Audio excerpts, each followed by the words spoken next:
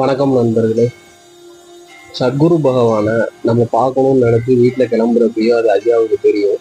நம்ம மனசுல நினைக்கிற எல்லாமே ஐயா வெளிப்படையா பேசியிருக்காங்க. நிறைய பக்தர்கள் ஆச்சரியப்படும் வகையில ஐயா பல நிகழ்வுகளை நிகழ்த்தியிருக்காங்க.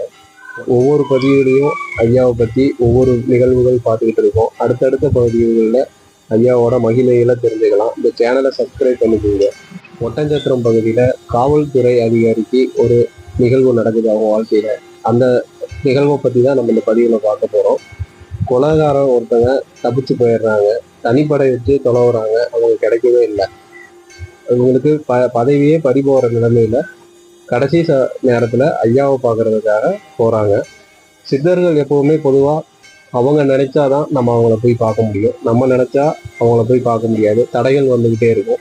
நம்மளோட கர்மாக்களை அவங்க வாங்கிக்கிறதுக்கு ரெடியாக இருக்கணும். அப்பதான் அவங்க உத்தரவு கொடுத்தாதான் நம்ம அந்த இடத்துக்கே போக முடியும். அவங்க தான் நம்மளை அவங்க இடத்துக்கு வர வைக்கணும். அன்னைக்கு அவங்களுக்கு அந்த பாக்கியத்தை ஐயா கொடுத்தாங்க. ஐயா அப்போ காலையில கடகம்பட்டி வீட்டுல இருக்காரு.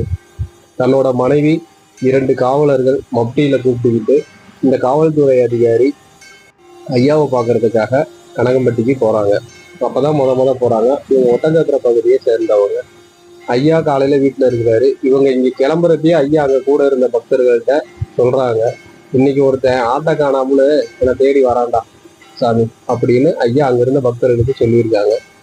காலையில ஐயா அதை பத்தி சொல்லிட்டு இருக்காங்க. இப்படி சொல்லியிருக்காரு. மதிய நேரத்துல இவங்க கனகம்பட்டிக்கு போயிடுறாங்க. இவங்க கார்ல வந்து நிக்கிறாங்க. அந்த இடத்துல இறங்குறாங்க. இறங்குறப்பயே ஐயா வந்து அவங்கள்ட்ட அங்கிருந்தே சத்தமா சொல்றாரு, டேய் சாமி, நீ அங்கேயே நில்லு, இங்க வராத. நீ தேடிக்கிட்டு இருக்கிற குடும்பாடு மலைப்பகுதி அடிவாரத்துல இருக்கு. சாயங்காலம் நல்ல கற்கால போய் பாரு அப்படின்னு சொல்லிடுறாரு. நீ போ, இங்க நிக்காத, நீ போ சாமி அப்படின்னு சொல்லிடுறாரு. சொல்லிட்டு ஐயா கட்டல்ல போய் படுத்துடுறாரு. இவங்களுக்கு ஒன்றும் புரியல. அப்பதான் வந்து நிக்கிறாங்க. நின்னதும் ஐயா அப்படி சொல்றாரு. எதுக்கு வந்தவனு கூட கேட்கல. இப்படி சொல்லிட்டு அவர் வாட்டு போய் கட்டல்ல படுத்துறாரு. அப்படி படுத்துட்டாரு. என்ன பண்றது தெரியலையே அப்படின்னு ஒரு தயங்கி நிக்கிறாங்க. அங்க இருந்த பக்தர்கள் அவங்கள்ட்ட வந்து கேட்குறாங்க, என்ன நடந்தது, எதுக்காக வந்தீங்க அப்படின்னு சொல்லி கேட்குறாங்க. அவரு இது மாதிரி விளக்கம் சொல்றாரு. இது மாதிரி நான் தனிப்படை வச்சு என்ன பதவி அமர்த்தினாங்க. இப்போ அவங்கள கண்டுபிடிக்க முடியல ஒரு திருடனை. நாங்கள் வந்து இப்போ என்னோட பதவியே போக போகுது, அதுக்கிட்ட ஐயாட்ட வந்து கேட்கறதுக்காக வந்தோம் அப்படின்னு சொல்றாங்க. அவங்களுக்கு அப்பதான் புரியுது ஐயா காலையிலேயே இவங்களை பத்தி தான் சொல்லியிருக்காங்க அப்படின்னு. ஐயா இது மாதிரி சொல்லியிருக்கிறாரு. நீ சாயந்தர நேரம் அந்த மலைப்பகுதியில போய் தொடங்க. எந்த ஏரியா அப்படின்னு கேட்குறாங்க. பாய்ச்சலூர் மலை அப்படின்னு சொல்றாங்க. நீங்க மாலை நேரத்துல ஐயா சொன்ன டயத்துல நீங்க போங்க, கண்டிப்பா அவங்க கிடைப்பாங்க. அதைத்தான் ஐயா சொல்லியிருந்தாரு அப்படின்னு சொல்றாங்க. இவங்களும் சரின்னு சொல்லிட்டு திரும்ப வீட்டுக்கு வந்துடுறாங்க. 2 நாள் கழிச்சு அவங்களுக்கு ஒரு துப்பு கிடைக்குது. அந்த திருடனை அந்த பகுதியில தான் இருக்கிறான் அப்படின்னு சொல்லி ஒரு துப்பு வருது. இவங்க சாராய விற்கிற மாதிரி மப்டியில போய் அந்த திருடனை பிடிச்சிடுறாங்க. இவங்களுக்கு பதவி உயர்வு கிடைக்குது. அடுத்து மேலதிகாரியா ப்ரொமோட் ஆயிடுறாங்க.